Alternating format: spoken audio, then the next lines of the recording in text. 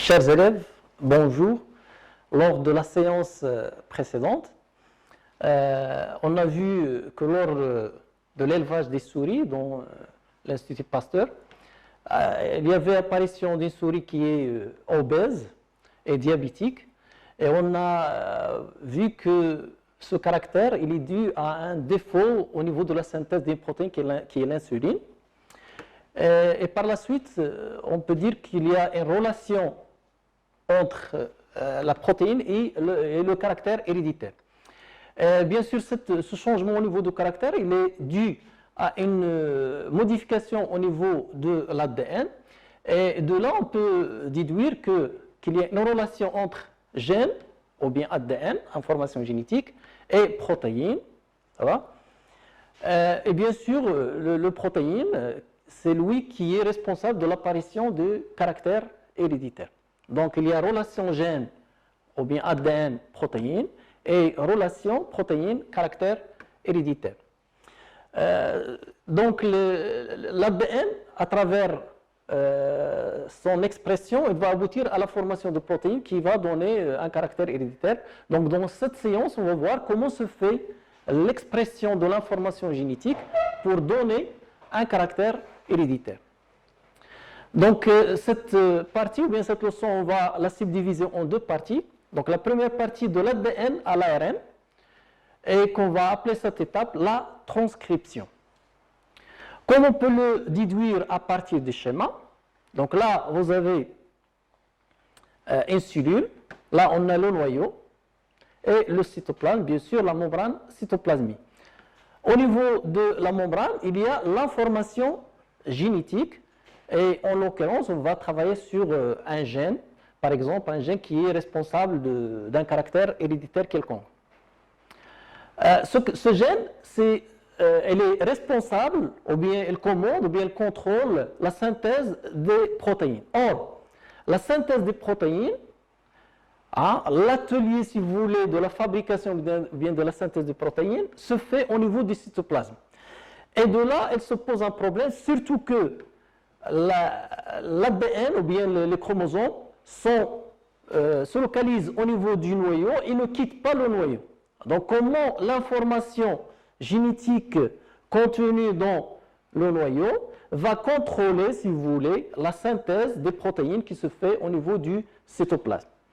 Donc, au niveau de la problématique, l'information génétique, elle est localisée dans le noyau et bien sûr ne quitte pas le noyau.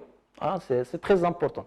Et alors que la synthèse des protéines, elle se fait dans le cytoplasme.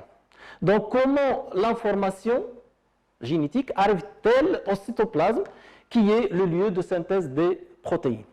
Donc, bien sûr, pour répondre à ce problème, on doit tout d'abord chercher, donc on peut supposer qu'il y a un intermédiaire entre le noyau et le cytoplasme. Donc, on va essayer de chercher cet intermédiaire. Donc, à la recherche de l'intermédiaire entre le noyau et le cytoplasme. Pour cela, on va exploiter une expérience, les données d'une expérience. Donc, qu'est-ce qu'on fait? Avant d'entamer bien sûr l'expérience, il faut rappeler que cet intermédiaire doit avoir certains caractères.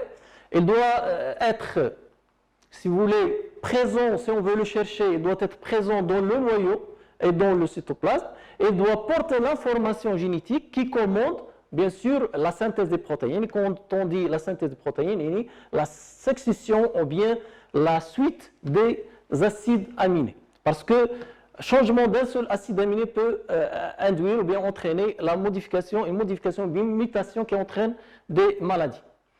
Donc, au niveau de l'expérience, qu'est-ce qu'on fait? On va isoler les différentes constituants cellulaires et moléculaires de cellules fabriquant l'hémoglobine. Par exemple, les érythroblastes qui sont à l'origine des globules rouges. Les globules rouges qui sont les cellules qui transportent l'oxygène via l'hémoglobine. Ces constituants, on va les introduire dans des cellules qui sont incapables de synthétiser de l'hémoglobine. Donc, on va travailler sur deux cellules. Une cellule synthétisant l'hémoglobine, il s'agit en l'occurrence des érythroblastes, et une cellule qui ne synthétise pas l'hémoglobine, comme exemple, on travaille sur l'ovule. On peut prendre un ovule qui, comme vous le savez, ne synthétise pas l'hémoglobine. Et ceci afin de tester, bien sûr, leur capacité à transmettre l'information pour la synthèse de l'hémoglobine. C'est-à-dire, autrement dit, on va chercher la molécule qui existe ou qui est présente dans l'érythroblaste et qui va contenir l'information qui est nécessaire pour la synthèse de l'hémoglobine, et on va la prouver lorsqu'on va l'injecter dans l'ovule, par exemple, ou bien dans la cellule qui est incapable à l'origine de produire de l'hémoglobine. Donc là, on a un tableau qui représente le résultat. Voilà. Donc, on a les constituants injectés et puis le résultat. Donc, les constituants injectés sont les ribosomes, ce sont des organites cellulaires, l'ARN M, les mitochondries et le réticulum endoplasmique. Au niveau de la synthèse d'hémoglobine, c'est-à-dire le résultat qu'on attend, c'est est-ce qu'il y a synthèse ou pas de l'hémoglobine. Donc, lorsqu'on va inoculer, si vous voulez, ou bien injecter les ribosomes dans l'ovule, on constate ou bien on remarque que l'ovule ne synthétise pas l'hémoglobine. Si on injecte l'ARN messager, une molécule qu'on a trouvée au niveau du cytoplasme, on constate que l'ovule qui est incapable de synthétiser l'hémoglobine, elle va ne synthétiser l'hémoglobine. Bien sûr, par des techniques propices, on peut montrer la présence de l'hémoglobine. Lorsqu'on injecte les mitochondries, au niveau des cellules incapables de synthétiser l'hémoglobine, on constate qu'il n'y a pas de synthèse d'hémoglobine. Et on fait un réticulum endoplasmique. Lorsqu'on va inoculer au niveau de l'ovule, on remarque qu'il n'y a pas de synthèse d'hémoglobine. Qu'est-ce qu'on peut déduire de ces résultats et de cette expérience? Donc, l'ARN seul,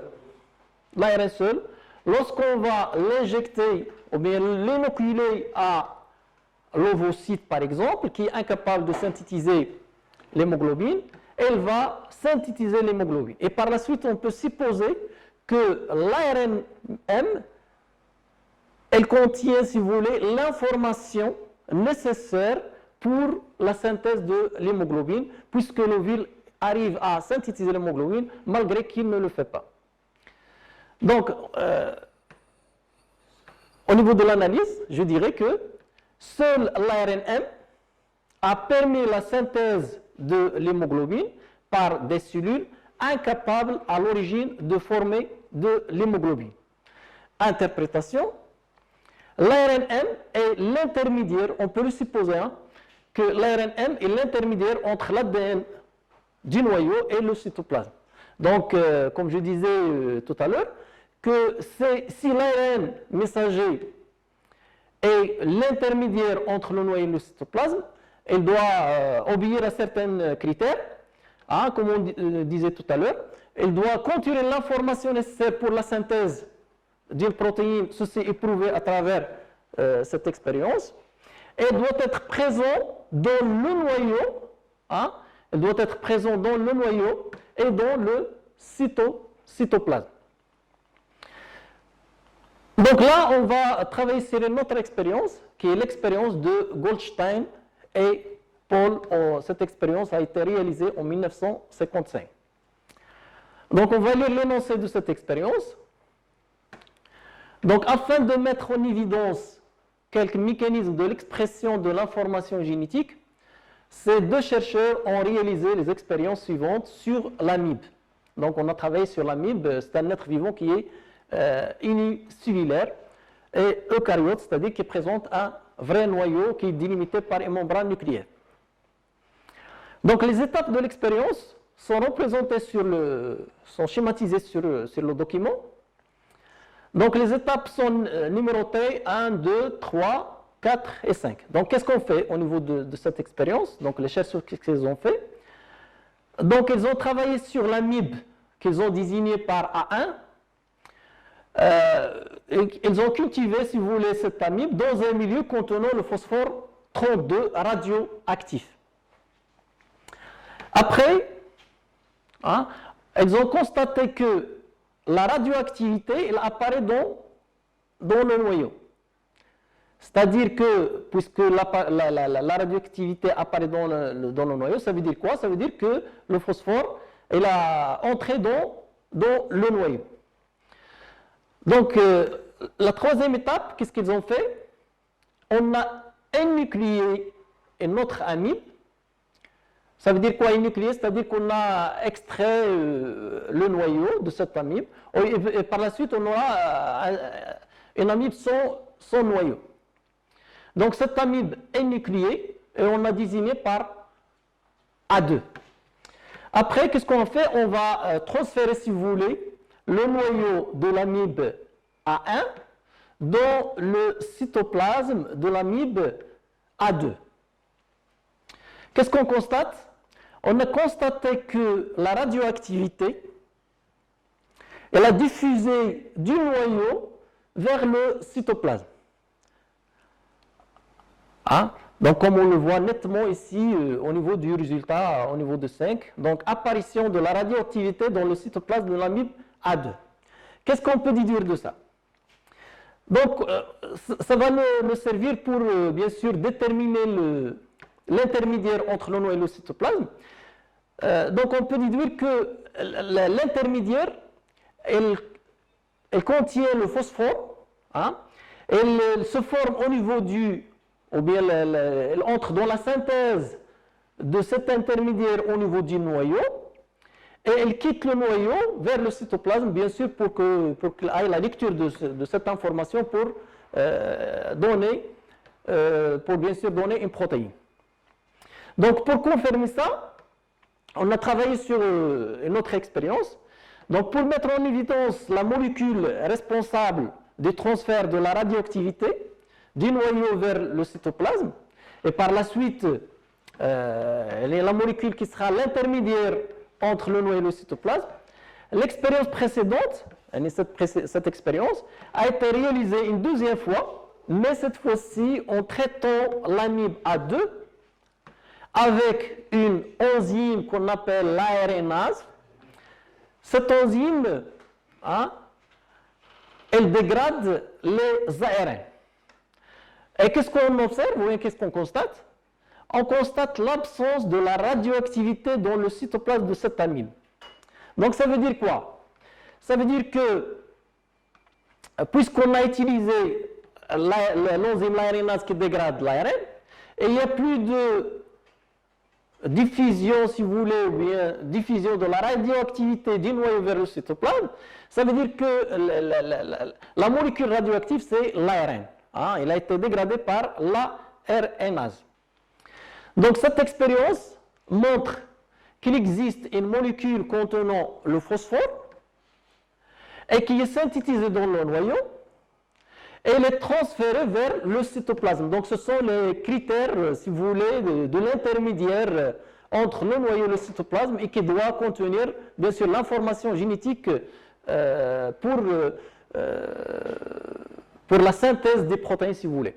Cette expérience a mis en évidence également que cette molécule est un acide ribonucléique, ARN, acide ribonucléique.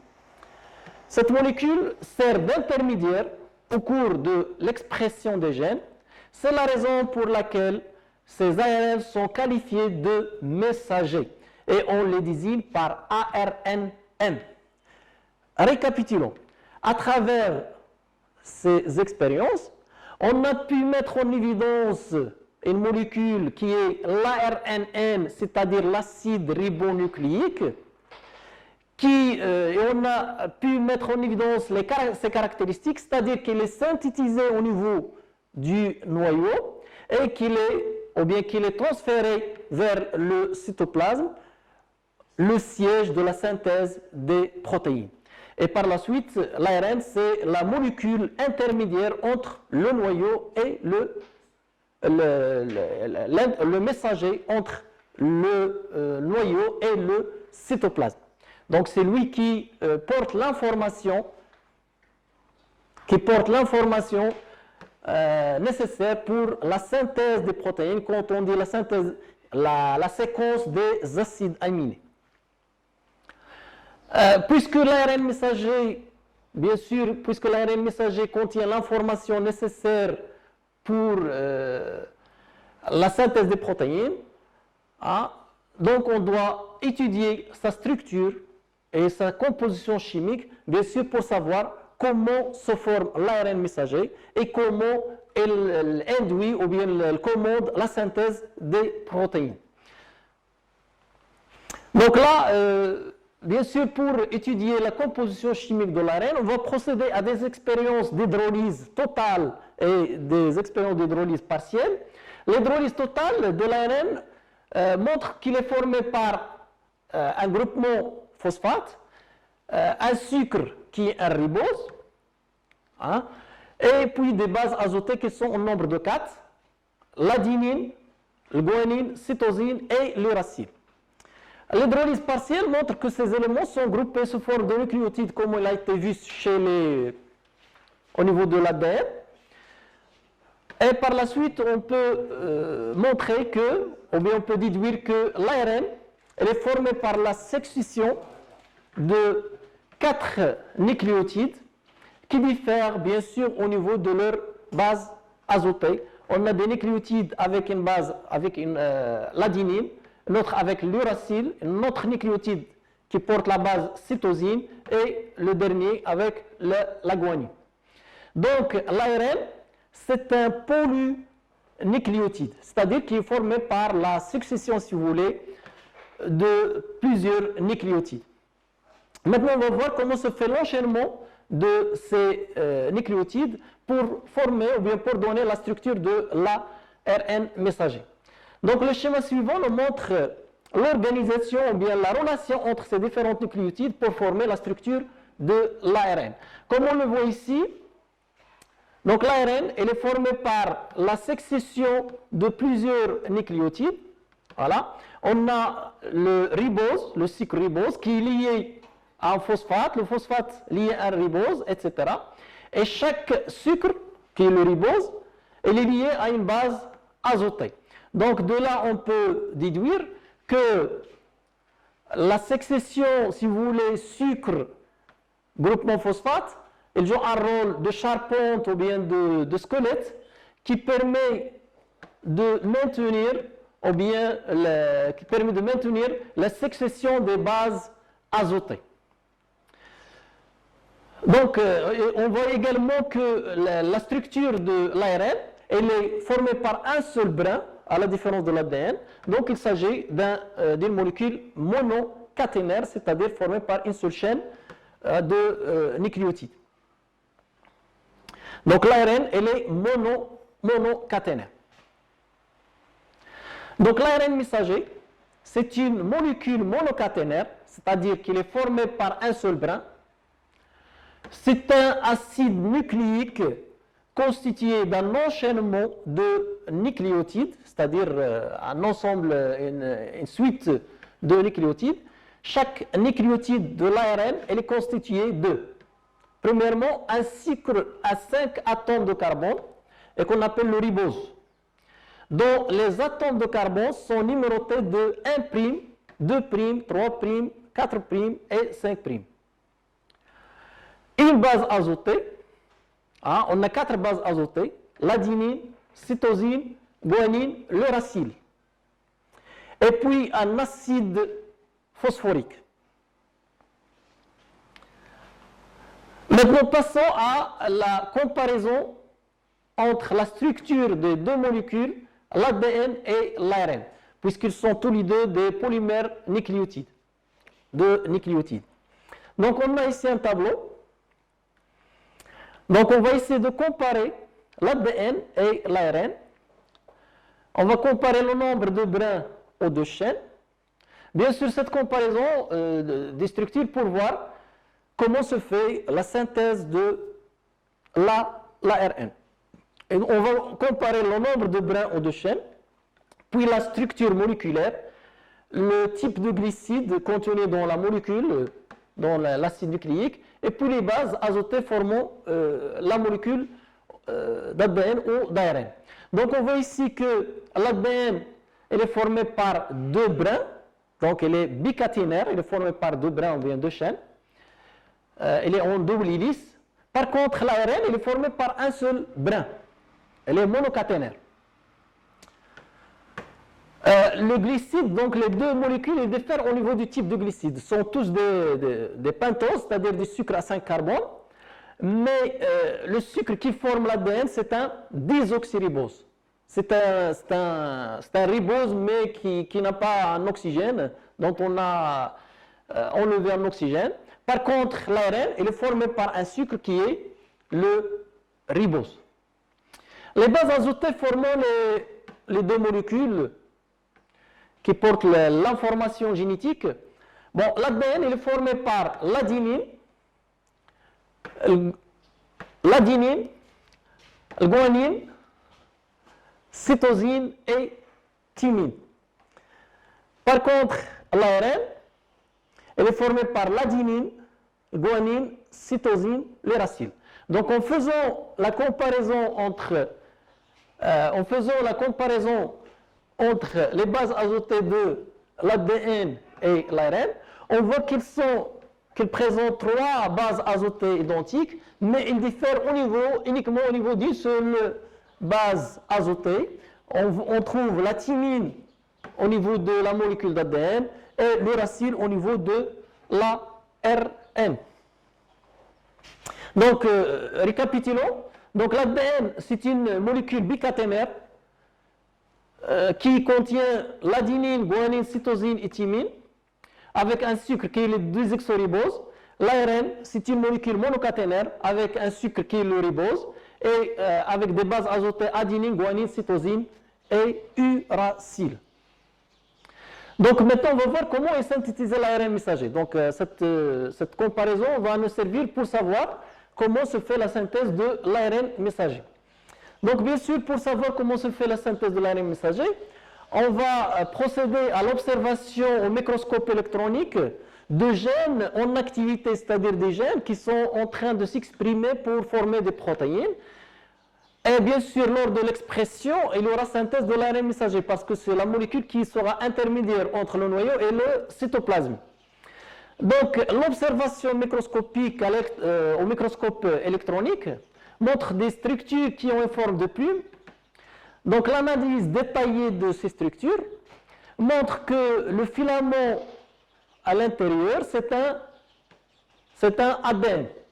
Par contre, les autres filaments, ce sont des ARN. Et puisque ces ARN sont attachés à l'ADN, on peut dire logiquement que que l'ARN se forme à partir de l'ADN, surtout que la taille ou bien la longueur de l'ARN, on voit qu'il s'allonge, bien sûr, au fur et à mesure qu'on s'éloigne au niveau du gène qui va être exprimé. Donc là, on a le début de la synthèse, là, à la fin de la synthèse, donc ce qui montre bien que l'ARN messager se forme à partir bien sûr, à partir de l'ADN. Donc l'ARN, il est synthétisé à partir de l'ADN. Maintenant, on va voir comment se fait cette synthèse, c'est-à-dire le mécanisme de la synthèse de l'ARN à partir de l'ADN. Donc le mécanisme de la transcription de l'ADN en ARN messager. Donc là, on voit la molécule d'ADN bicaténaire. Voilà. On a une molécule qui est essentielle pour la synthèse de l'ARN qu'on appelle l'ARN polymérase. Et on voit ici une molécule d'ARN en train de se former, en train de se synthétiser. Donc lors de la synthèse ou bien de la transcription, c'est-à-dire la synthèse de l'ARN à partir de l'ADN qu'on appelle la transcription, on a une ouverture des deux brins et déroulement des deux brins, ce qui va faciliter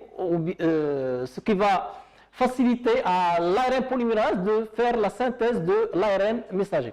Donc l'ARN polymérase, c'est une enzyme qui est responsable de la transcription, c'est-à-dire la synthèse du brin d'ADN. Et on voit que, pour voir comment se fait cette synthèse, on va voir l'ARN polymérase. Donc on va voir les détails ici. Donc là, on a l'ouverture des deux brins, et on voit l'ARN messager qui est en train de se former.